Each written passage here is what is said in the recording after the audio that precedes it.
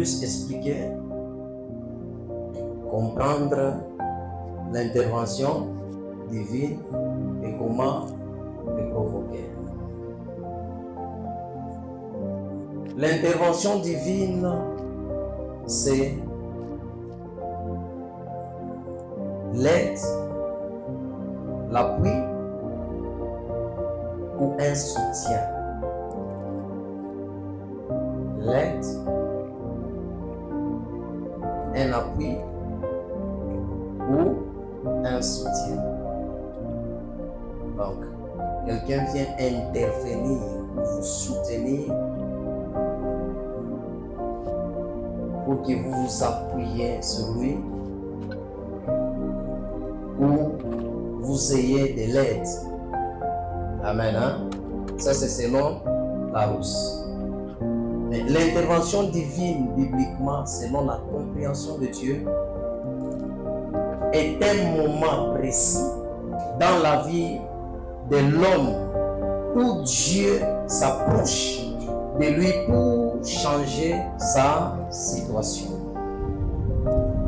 ou son problème, où Dieu rentre en scène pour opérer un miracle dans la vie d'une personne. Donc Dieu vient, il entre en scène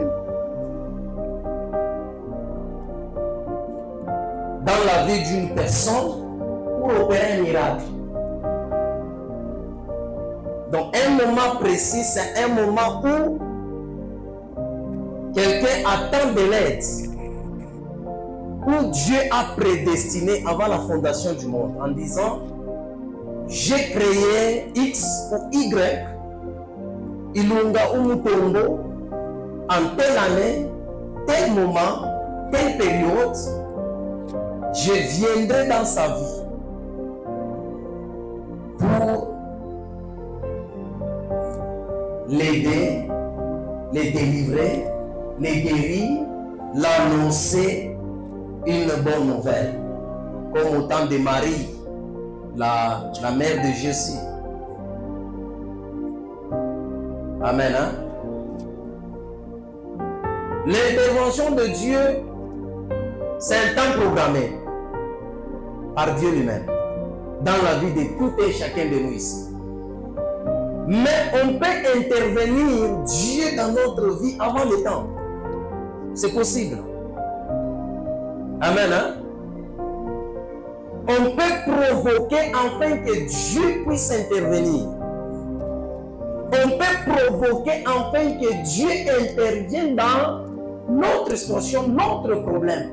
Mais il faut savoir comment intervenir. Amen. Hein? Je dis, l'intervention de Dieu, c'est un soutien, un secours qui vient de Dieu lorsque tu es accablé, lorsque tu es fatigué, lorsque tu es tourmenté d'un problème qui est impossible, d'un cas qui est impossible devant toi. Le Seigneur vient intervenir. Psaume 121. Psaume 121, le nom de Jésus. Amen. Le secours vient de l'Éternel, Oui. qui a fait les cieux et la terre. Amen. La seule personne qui peut vous soutenir dans un moment difficile, d'angoisse, de traumatisme ou quoi, n'est que Dieu. L'homme n'a pas ce pouvoir. Les anges non plus. Donc c'est lui qui peut te secourir dans les problèmes que tu as. Seulement Dieu. C'est lui qui a fait le ciel et la terre. Si Dieu ne décide pas, il ne dit pas un mot par rapport au problème que tu as, tu n'auras pas de solution. Même des personnes qui viendront, je vais descendre, vous allez comprendre. Même des personnes qui viendront pour vous aider, si ces personnes ne sont pas touchées par Dieu à vous aider, ils ne vous aideront pas. Ils vous aideront pas. Amen. Hein? Vous n'avez jamais demandé quelqu'un, il a l'argent, il a tous les moyens. Vous le demandez afin qu'il vous aide, mais il ne vous aide pas. Pourquoi? C'est parce que cette personne, peut-être qu'il n'est pas prédestiné par Dieu pour vous aider, ou cette personne, son cœur n'est pas touché à vous aider. Amen. Hein? Comment on peut provoquer l'intervention divine? Acte 1, 13 à 14. La vision de Jésus. Amen. Quand il fut arrivé, Quand il fut arrivé, il monta dans la chambre haute, oui, où il s'était d'ordinaire. oui, C'était Pierre, hum, Jean, Jacques, André, Philippe, Thomas, Barthélemy, Matthieu, Jacques, fils d'Alphée, et Simon de Zélote, et Jude, fils de Jacques. Tous d'un commun accord, persévéraient dans la prière, et avec les femmes et Marie, mère de Jésus, et avec les frères de Jésus. Amen. Le premier élément clé pour provoquer l'intervention de Dieu dans votre vie, la prière. Amen. Hein? Sans la prière, c'est difficile que Dieu touche la vie d'une personne. C'est par la prière que nous pouvons saisir le ciel. C'est par la prière que Dieu peut être informé que sur la terre, il y a une personne qui a besoin de l'aide. La Bible dit tous d'un commun accord, persévérant dans la prière. Si vous ne priez pas par rapport à votre situation, vous n'aurez pas de solution. La Bible elle-même nous dit dans Jacques en disant, est-ce que quelqu'un, il nous pose la question, est-ce que quelqu'un parmi vous est-il dans la souffrance qu'il veut voir, qu'il prie?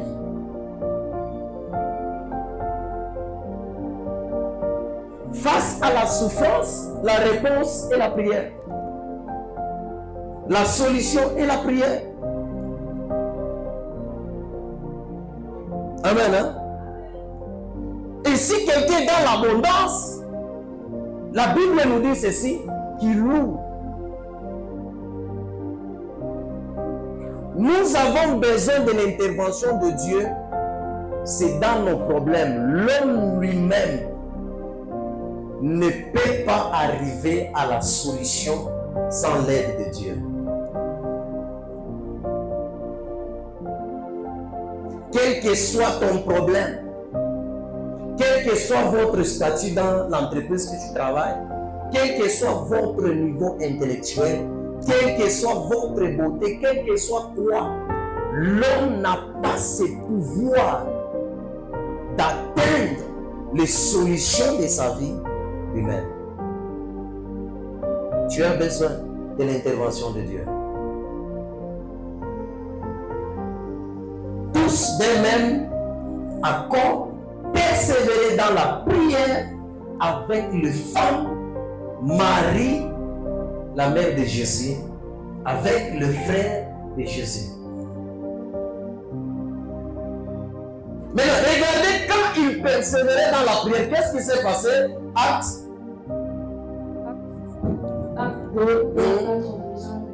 Amen. Tout à coup, il a touché un bruit, comme celui d'un vent de Dieu. oui, Et il remplit toute la maison où ils étaient assis. oui, Et l'ombre, semblant des lampes de feu, leur apparut, oui, séparés les uns des autres. Et se posèrent sur chacun d'eux. oui. Et ils furent tous remplis du Saint-Esprit. Et se mirent à parler en d'autres langues selon que l'Esprit leur donnait des esprits. De s'exprimer. La Bible dit lorsqu'il persévérait dans le prière au même accord, la Bible dit le ciel a été saisi, il y a eu un grand bruit au ciel. Donc cela veut dire leur prière est allé toucher le ciel. Pourquoi ces gens priaient?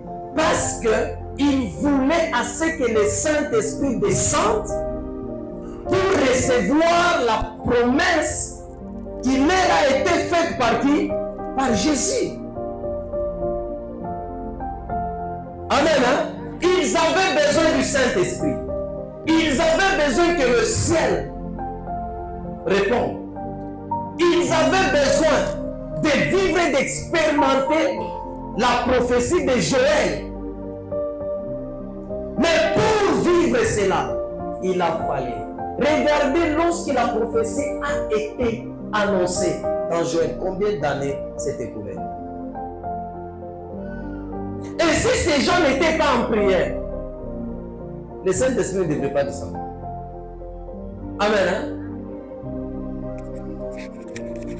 Dieu entre en contact avec les hommes par la voie de la prière. Lorsque on prie, on déverse, on déchire notre cœur devant Dieu. On lui parle, on lui annonce nos soucis. C'est pourquoi la Bible dit, ne vous inquiétez de rien, mais en toute chose, faites connaître à Dieu vos besoins. Par quoi? Par la prière. La prière.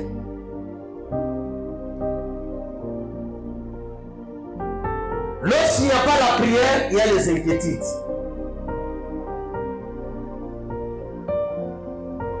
Lorsqu'il n'y a pas la prière, il y a des soucis. Regardez, si quelqu'un ne prie pas, il aura beaucoup de soucis, il va beaucoup s'inquiéter, il va beaucoup murmurer. Mais la prière console. La Bible dit Jésus était à la montagne de Gethsémani en train de prier. Il demandait à Dieu afin que cette coupe s'éloigne de lui, jusqu'à ce que Dieu l'a convaincu. Il dit non, non Seigneur, que cela soit fait selon ta foi et selon ta volonté, pas ma volonté. La Bible dit après avoir que Jésus eut fait cette prière, l'ange est arrivé et consola le cœur de Jésus. C'est par quoi? La prière. Tu vas être consolé. Tu vas voir l'intervention de Dieu rapidement. La prière. La Bible dit, tout d'un coup, il vint du ciel un bruit comme celui d'un vent impétueux. Et quand c'est descendu, ça remplit la maison. Cela veut dire, le vent là, le vent c'est le Saint-Esprit. Quand vous lisez selon Ézéchiel, la Bible dit, le vent a rempli la salle, la maison où ils étaient. Cela veut dire, le vent a rempli la soif, le vide qu'ils avaient. Donc, ils étaient assoiffés.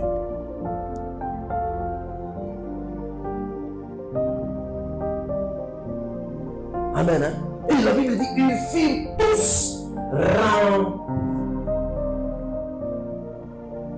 Et nous savons tous quand quelqu'un n'est pas rempli du Saint-Esprit, il ne peut rien faire. Il y a des dimensions plus élevées dans la vie d'une personne. La réception du Saint-Esprit et le revêtement du Saint-Esprit. Nous pouvons recevoir le Saint-Esprit. C'est pour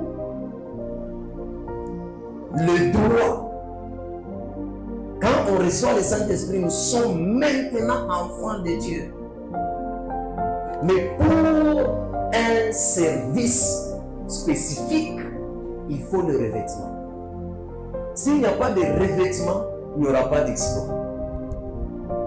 C'est pourquoi ces gens, après avoir être remplis du Saint-Esprit, partout où ils annonçaient l'évangile avec assurance et ils étaient des vrais témoins partout et jusqu'à l'extrémité de la terre.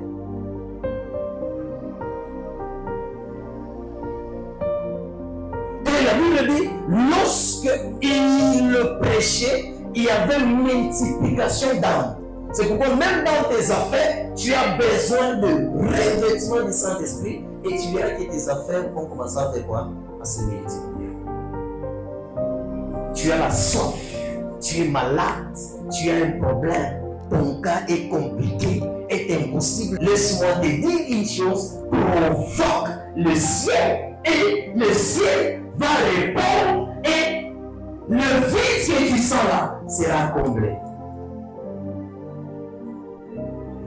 Nous sommes ensemble. Hein?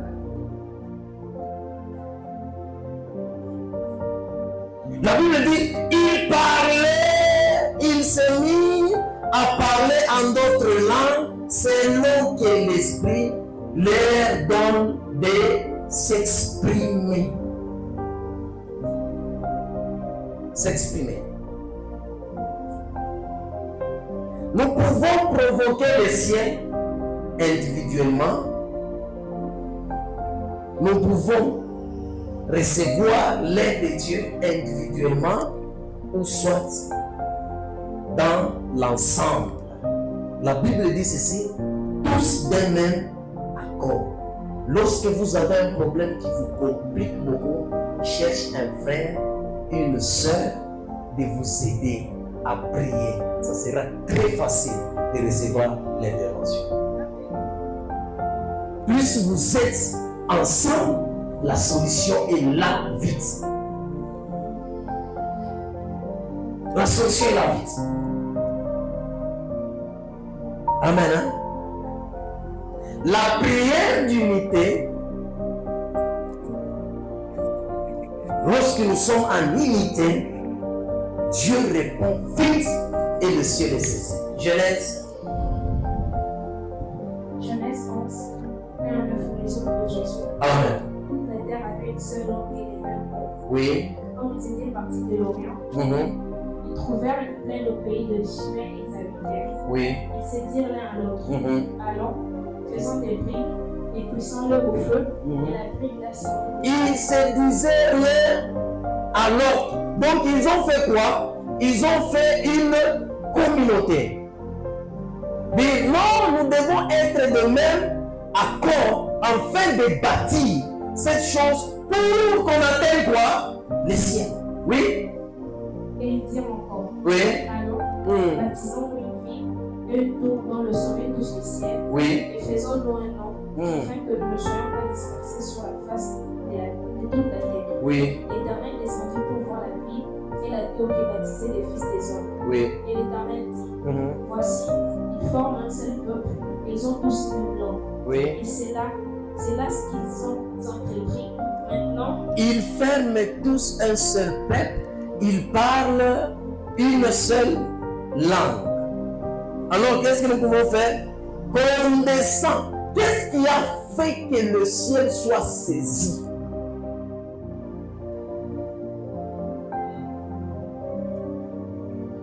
L'unité. Ils étaient tous d'un même accord. Pas vous priez, l'autre pense, non, le voyage, j'ai besoin de voyager. L'autre dit, non mais Seigneur, j'ai besoin de la maison. Et non, ils s'aimaient tous. Même ceux-là qui étaient dans la chambre haute, leur désir et leur souhait était la réception de quoi? Du Saint-Esprit. Et ces gens voulaient construire une ville et une tour qui va toucher le ciel. Et là, le ciel a été saisi. C'est pourquoi Dieu a dit, voyons ces gens, ils se sont unis, ils sont ensemble et ils parlent le même langage. Qu'est-ce que je veux faire? Descendons. Quel que soit, même si on dit, ils ont été confondus, mais ce qui m'intéresse ici, quand même ce qu'ils faisaient, le ciel était saisi. Même si ce n'était pas le temps pour Dieu de diviser, d'avoir plusieurs langues, mais quand même, ces gens-là ont poussé Dieu à multiplier les langues sur la terre. Et aujourd'hui, nous parlons dans plusieurs langues. À cause de ces gens-là. Et les disciples, qu'est-ce qu'ils ont fait? Ils ont parlé dans d'autres langues selon que l'Esprit les donnait de quoi? À s'exprimer. Tu veux que Dieu intervienne dans ta vie? La prière. Et beaucoup plus la prière dignitaire. Dans la prière, point c'est la prière de la persévérance. Dans la persévérance. La Bible dit qu'il persévérait. Comment ces gens ici faisaient? Et les femmes et les hommes. Dans la chambre haute, et les femmes et les hommes. Les femmes, moi je pense que les femmes allaient, ils prenaient, je ne sais pas, la pierre, ils prenaient de l'eau, ils amenaient chez les hommes, et les hommes construisaient d'un même accord. On fait ça, on fait ça. Vous savez, même dans le mariage, quand l'homme et la femme communiquent, partagent, ils vont réussir et Dieu va agir rapidement. Mais si la femme pense autre chose et l'homme fait aussi autre chose, il y aura des blocages. La femme fait le fifou, l'homme va travailler. La femme dit, donne-moi cet argent, on épargne. L'homme il donne, il va chercher. On prie pour telle chose, il sait. Mais en prière, il prie, la réponse vient. Mais si notre regarde à côté gauche, notre côté droit, il n'aura pas de solution. Nous sommes ensemble. Les solutions ne viendront pas. Dis à celui qui est à tes côtés, la prière est un élément clé pour saisir le ciel, de devenir en aide. Et dans la prière, dis-lui, ajoute la prière de l'unité. Cherche un frère, une sœur, pour te soutenir dans ton problème. Amen. Je dis, dans la prière de persévérant. La Bible dit, il persévérait dans la prière. Et ces gens ici persévéraient à construire. Acte 12:5. Prison de Jésus. Amen. Pierre, donc était gardé dans la prison. Oui. Et l'Église ne cessait d'adresser pour lui des prières à Dieu. Amen. Pierre était arrêté par Hérode. On voulait le tuer. Après avoir Hérode avait tué d'autres disciples, il avait saisi Pierre, il voulait le tuer. La Bible dit, il a été arrêté. Et on a mis des chaînes, on a mis des barrières, on a placé des gardes. Mais ce qui avait aidé à Pierre, parce qu'il y avait des gens au même accord, ils étaient en prière. L'église intercédait, priait pour Pierre. Il persévérait dans la prière en faveur de qui? De Pierre. Tout d'un coup, la Bible dit ceci. Hier, lui, et l'ange est venu. Il a délivré Pierre de prison. Ce qu'il faut, tu peux aimer dans la vie, c'est lorsque tu as une femme qui prie pour toi quand tu dors. Ce que tu peux rechercher beaucoup dans la vie, c'est lorsque tu as un homme qui prie pour toi lorsque tu es fatigué. La chose que tu peux aimer, désirer dans la vie, lorsque tu as des frères, des sœurs dans l'église qui prient pour toi. Et plus loin, ce que nous pouvons désirer dans notre vie, lorsque nous avons nos frères et sœurs biologiques qui intercèdent pour nous. La Bible dit, les sœurs envoyèrent un message à Jésus en disant, notre frère Lazare que tu aimais beaucoup, il est malade. C'est une prière. Ces sœurs ont envoyé auprès de Jésus. C'est pourquoi il faut prier beaucoup quand une famille prie et il croit en Jésus. Lorsque vous avez des problèmes, nous avons besoin de personnes. Lorsque tu es malade, ils donnent l'argent. Et des personnes, lorsque tu es malade, ils se mettent à genoux en train d'intercéder pour toi. Amen. Hein? Dans la famille, nous avons besoin de gens qui ont la foi et qui travaillent. D'autres qui ont la foi, qui prient. Ceux qui travaillent, qui ont l'argent, viennent seconder ceux qui prient.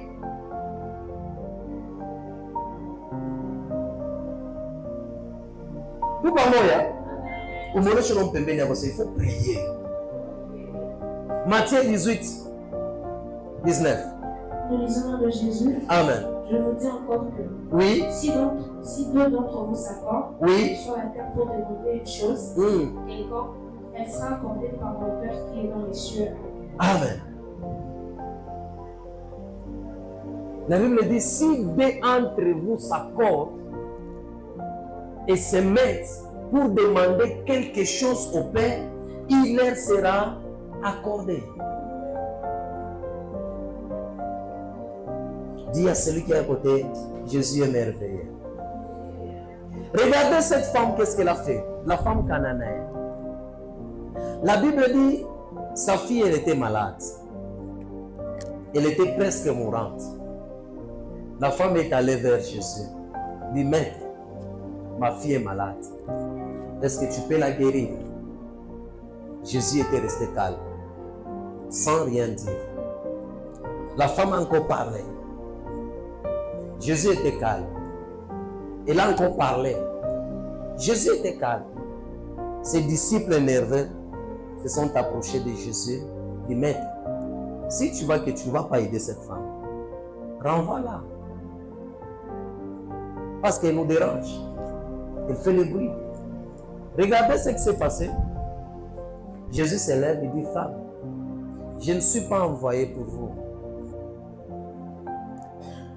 Je ne suis pas envoyé pour les enfants des chiens. Au fait que tu es venu Mungu. Macha kumbingu tu sauti anatoka nani? Unaomba nini? Woko imbwa. Qu'est-ce que tu vas faire? Hein? Tu vas faire quoi? Attends, Mario, c'est mon omba, kutaomba.